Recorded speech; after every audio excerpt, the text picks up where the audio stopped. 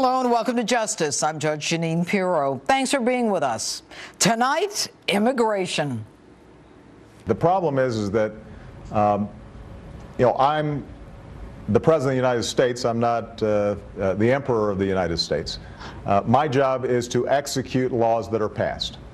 And Congress right now has not changed what I consider to be a broken immigration system. With respect to the notion that I can just suspend deportations through executive order, that's just not the case, because there are laws on the books that Congress has passed. Congress passes the law.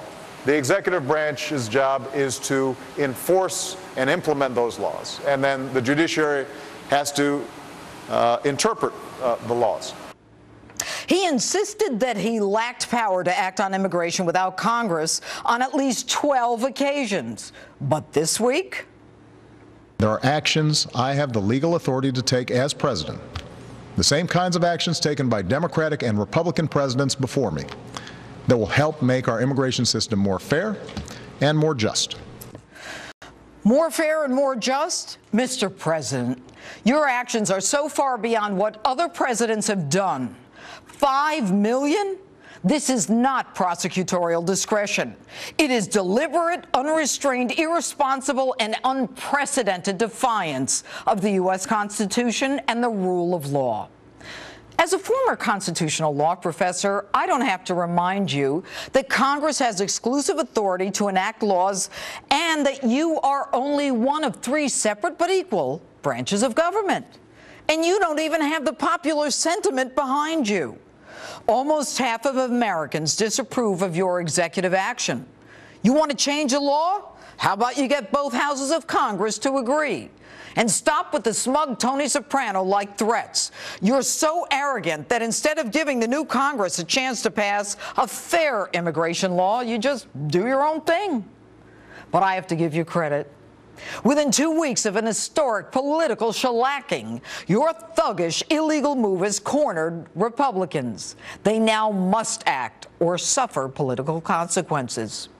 In 2012, after you announced your Dreamers policy for young people, we saw an influx of almost 100,000 from Central America. No surprise. Historically, every action on amnesty without securing the border creates yet another surge of illegals. But most important, you skirt the issue of what your actions will do to hard-working Americans. You say our immigration system is broken and that we can't afford it anymore. Mr. President, pray tell, what exactly can we afford? You say these immigrants will not be covered by Obamacare. However, the courts make clear that we must provide medical assistance to anyone who presents himself or herself at a hospital.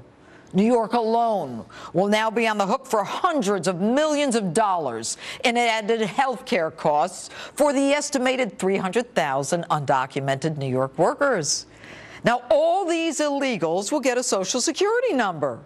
4 million will now get work permits. Now, if they can't find a job, they'll be entitled to unemployment, right? And with over 47 million Americans on food stamps, we need to invite non-Americans to the table? And by the way, how will these undocumented workers prove they meet your 5-year minimum residency requirement? Can we expect to see an increase in identity crime? The creation of fraudulent documents to satisfy your 5-year requirement? Will those who have received temporary amnesty be able to vote?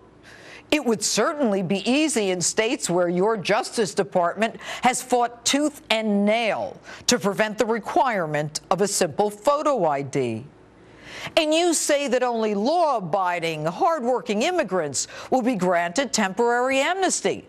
But do you even know who they are? In this most recent tidal wave of immigration, Border Patrol agents report that MS-13 gang members who admit that they've committed murder are allowed in. And now we should believe that those to whom you are granting amnesty have no criminal record, that our families are safe?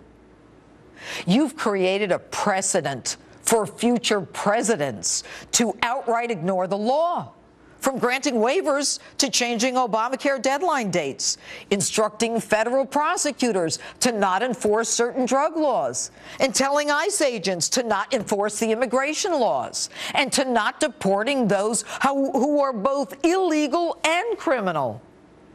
So don't be surprised when the next president, following your lead, decides to throw away entitlements, Social Security, education, civil rights laws, or God help us if she gets in, ban blue dresses in the White House.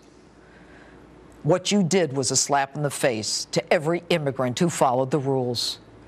I know. I personally swore in thousands of those naturalized citizens. They came here legally. They learned our language. They learned our history.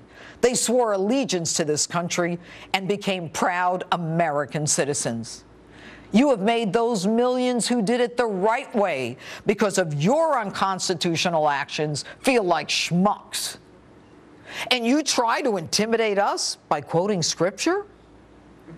Scripture tells us that we shall not oppress a stranger, for we know the heart of a stranger.